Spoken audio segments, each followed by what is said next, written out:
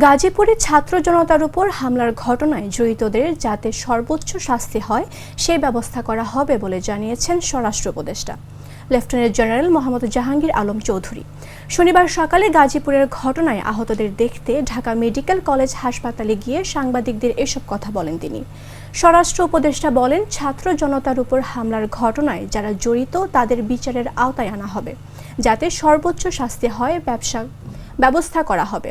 এর আগে হাসপাতাল ঘুরে আহত ছাত্রদের খোঁজখবর নেন স্বরাষ্ট্র উপদেষ্টা।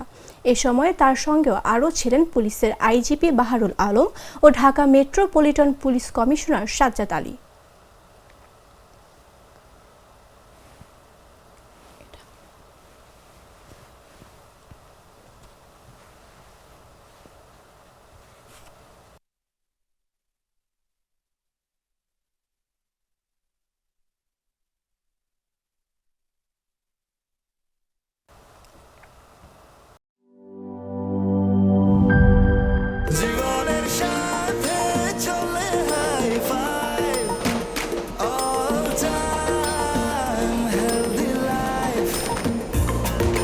জার্নিতে স্বাস্থ্যকর all time family cake, all time healthy life.